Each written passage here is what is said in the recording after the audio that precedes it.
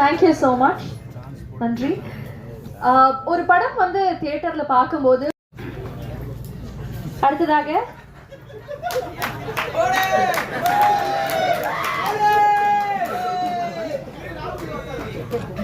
நன்றி.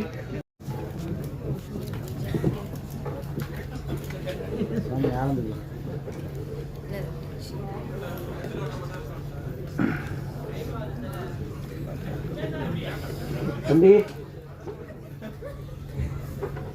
யாருக்கு மாட தெரியும்ல, இது அவர் குரல் மட்டும்தான் கேட்கணும். ஓகே, மேடையில் அமர்ந்திருக்கும் அனைவருக்கும் வணக்கம். பத்திரிகை நண்பர்கள், ஊடக நண்பர்கள், இணையதள நண்பர்கள், பிஆர்ஓ நிக்கில் முருகன், மேனேஜர் முருகேசன். முருகேசா, நீ என் மகனானி, எங்க இருக்கிறாய்? அனைவருக்கும் வணக்கம். மேடையில் பேசி கைத்தட்டல் வாங்கும் அளவிற்கு நான் செந்தமிழன் சீமான் இல்லை. தயவு செய்து நீங்களே ஒரு தடவை கை தட்டிருங்கப்பா. இந்த கைத்தட்டல்கள் அனைத்தும் பரமசிவன் பாத்திமா அந்த குழுவிற்கு தான் போய் சேரும்.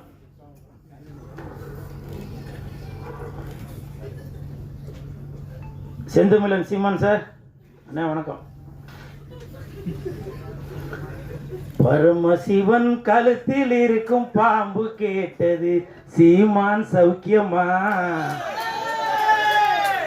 இருக்கும் இடத்தில் இருந்து கொண்டால் எல்லாம் சௌக்கியமே, இசக்கி சொன்னது. அதில் இல்ல, இதில் அர்த்தம் உள்ளது. இயக்குனர் திரு இசக்கி கார்வண்ணன் அவர்களிடம் நான் கேட்டேன், சார் நம்ம படத்திற்கு இசை வெளியீட்டு விழாவுக்கு யார் சிறப்பு விருந்தினராக வருது அப்படின்னு. அப்போ இயக்குனர் சொன்னாங்க, 2 சிறப்பு விருந்தினர் வராங்க, ஒன்று சீமான், இன்னொன்று கூல் சுரேஷ் அப்படின்னு சொன்னாங்க. அந்த இடத்துல ஒரு திருத்தம். என்ன திருத்தம்னா, சிறப்பு விருந்தினர் என்றால் அது சீமான், சிரிப்பு விருந்தினர் என்றால் அது கூல் சுரேஷ். அதற்கு ஒரு காரணம் இருக்கு. என்ன காரணம்னா, சீமான் என்றால் எழுச்சி, கூல் சுரேஷ் என்றால் குளிர்ச்சி, நாம் தமிழருக்கு உண்டு வளர்ச்சி.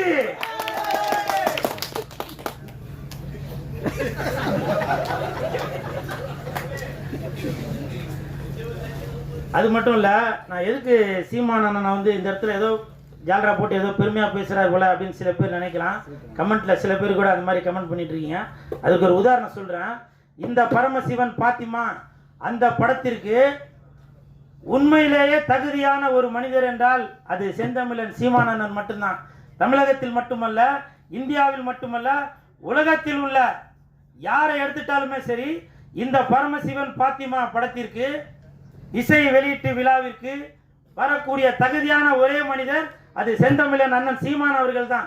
காரணம், பாத்திமா பரமசிவன், பரமசிவன் பாத்திமா, பரமசிவன் ஆண், பாத்திமா பெண். தமிழகத்தில் 234 தொகுதிகளிலுமே புரிஞ்சிருக்கும் நினைக்க, 234 தொகுதியிலுமே சரி சமமாக ஆண் 117, பெண் 117 கொடுத்தாங்களா? இப்ப சொல்லுங்க, பரமசிவன் பாத்திமா அந்த படத்திற்கு இசை வெளியீட்டு விழாவிற்கு ஒரே தகுதியான மனிதர் என்றால் அது செந்தமிழன் அண்ணன் சீமான் அவர்கள் தான். அதே மாதிரி இந்த படத்துல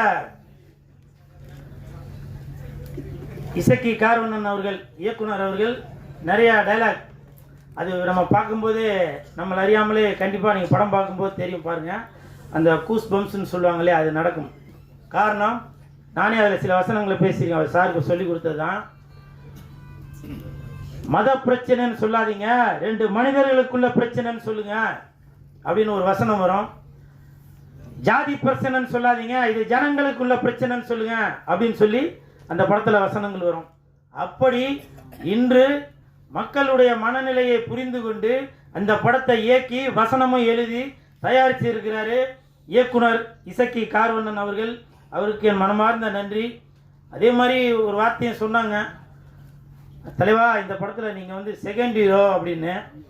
அது உண்மையாக பொய்யான்னு தெரியல. அப்படி சொன்னாதான் இவன் வந்து ப்ரமோஷன் எதுவும் பண்ணுவான் அப்படின்றதுக்காக சொன்னாங்களான்னு தெரியல. இருந்தாலும் சார், இந்த படத்தில் நான் நடிச்சிருக்கேன். கண்டிப்பாக என் உடல் பொருள் ஆவி அனைத்தும் இந்த பரமசிவன் பாத்திமாக்கு கண்டிப்பாக அர்ப்பணிச்சது தான் போவேன். அதே மாதிரி படத்தின் ஒளிப்பதிவாளர் சுகுமார் சார் இந்த படத்தில் ஒளிப்பதிவை மட்டும் கவனிக்காமல் நல்ல அற்புதமான நடிப்பையும் கொடுத்துருக்காரு.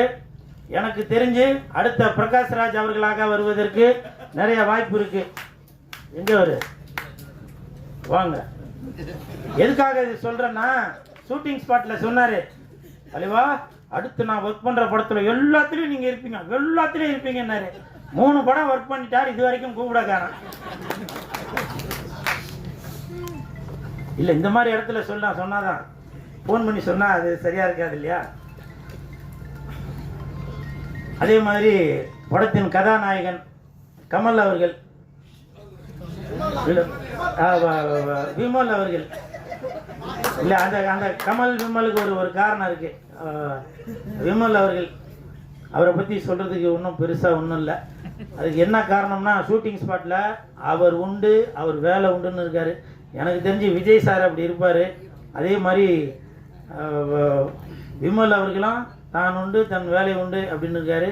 கூப்பிட்டாக்க ஷாட்டுக்கு வராரு, இல்லைன்னா போய் பேசாமல் உட்காந்துறாரு. அப்படி ஒரு அற்புதமான முறையை நான் ஃபஸ்ட்டு அவர் கூட தான் அந்த படம் ஒர்க் பண்ணியிருக்கேன். ஸோ வாழ்த்துக்கள் விமல் சார், வாழ்த்துக்கள். தம்பி உன் பேர் நம்ம விஆரா? விஆர். அந்த தம்பி வந்து என் பக்கத்தில் உட்காந்துருக்கும்போது நான் எழுதிட்டு இருந்தேன், நான் என்னையும் கொஞ்சம் இப்போ நல்லா பில்டப்பாக சொல்லுங்கண்ணே அப்படின்னா. ஆனால் அவன் பேசும்போது அது சொல்லியிருக்கனால அது சொல்ல காணாம். இருந்தாலும் பரவாயில்ல. அந்த தம்பி விஆர் இந்த படத்தில் நல்லா நடிச்சிருக்கான். அந்த பொண்ணு கூடயே சுற்றின்னு இருப்பான்.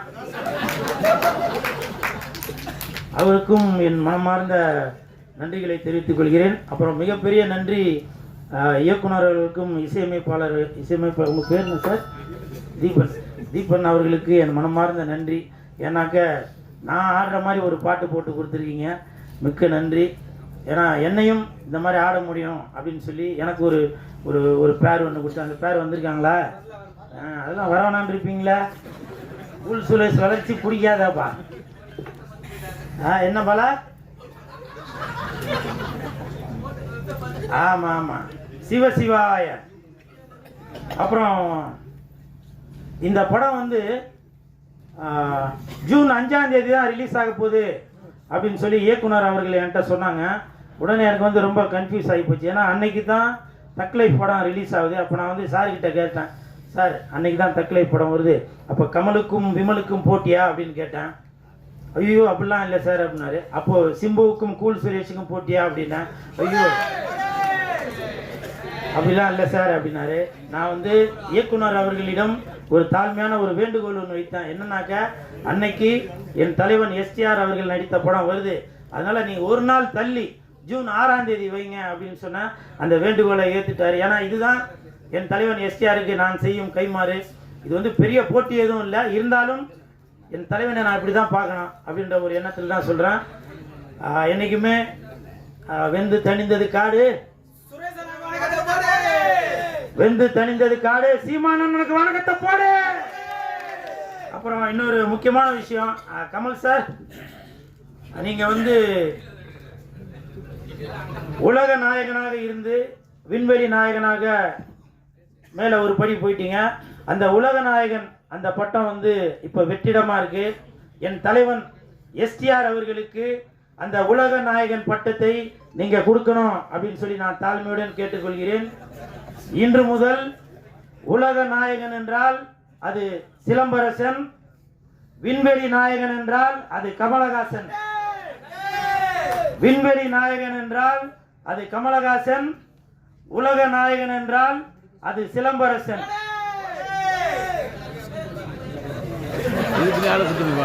என்னவோ சொன்னீங்கப்பா, கேட்கலவா? பரமசிவன் பாத்திமா வருகின்ற ஜூன் 6 கொஞ்சம் பார்த்துமா.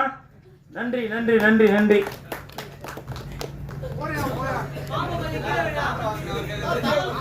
தட்டி ஒரு கமல் படத்துல நீ ஓகே ஓகே ஓகே அம்மா அடுத்து ஆரம்பிச்சிடலாமா? இல்லை நான் இந்த இடத்துல ஒரு ஒரு விஷயம் சொல்லணும்னு நினைக்கிறேன். இப்போ நிறையா பேர் நினைக்கிறான் என்னவோ அப்படி போட்டு அப்படி வந்து நிற்கிறானடா அப்படின்னு. அதை பற்றிலாம் நான் எதுவும் கவலைப்படலாங்க. இதே நான் ஒரு ஒரு ஒரு படத்தில் போட்டு நான் ஆடி இருந்தால் என்ன நினச்சிப்பேன்? சினிமாவில் காதலிச்சா ரசிக்குதப்பா உள்ளம், நிஜ வாழ்க்கையில் காதலிச்சா படிக்குதப்பா பள்ளமா? சொல்லுங்கள். இதெல்லாம் பார்த்தா உங்களுக்கு இப்போவும் சொல்கிறேன் வேணாம் அது சொன்னா. ஏன்னா கூல் சுரேஷ் இருக்கிற இடம் எப்பவுமே ஒரு ஒரு ஒரு கலகலப்போடு தான் இருக்கணும். நிறைய பேர் கமெண்ட்ல அது இது சொல்லுவீங்க. செந்தமிழர் அண்ணன் சீமான் அவர்கள் இருக்காங்க, அவர் சொன்ன வார்த்தையை தான் இப்போ நான் சொல்றேன். வேர்க்காமல் விளையாட முடியாது, விமர்சனம் இல்லாமல் வளர முடியாது. அண்ணன் சீமான் அவர்கள் சொன்னதுதான். நான் அதை இன்ன வரைக்கும் அதை ஃபாலோ பண்ணிட்டு தான் இருக்கேன். சரிங்களா? நிறைய பேர் நினைக்கலாம் என்னப்பா இவர் வந்து ஏதோ கோமாளி வேஷம் போட்டுட்டு இருக்காரு அப்படின்னு. நான் கோமாளி இல்லைங்க, இன்னை வரைக்கும் ஏமாளி. என்னை எத்தனை இயக்குநர்கள் ஏமாத்திருக்காங்க தெரியுமா? எத்தனை தயாரிப்பாளர்கள் என்னை ஏமாத்திருக்காங்க தெரியுமா? ஒரு படத்துக்கும் கதாநாயகன் கதாநாயகி அவங்க இவங்க எல்லாரையும் நடிக்க வச்சு அதை பண்ணி இதை பண்ணிட்டு வெள்ளிக்கிழமை மணிக்கு என்கிட்ட சொல்லுவாங்க, சார் நான் தெரியாம அவரை புக் பண்ணிட்டேன், தெரியாம இவங்களை புக் பண்ணிட்டேன் அப்படின்லாம் சில விஷயங்கள்லாம் சொல்லுவாங்க. அப்போ என்கிட்ட சொல்லுவாங்க, சார் நீங்கள் தான் வந்து கொஞ்சம் ஏதாவது இது பண்ணுங்க, நான் உங்களை அடுத்த படத்தில் அதை பண்ணுறேன் இதை பண்ணுறேன்னு. இப்பவும் சொல்கிறேன், நான் கோமாளி இல்லைங்க, ஏமாளி.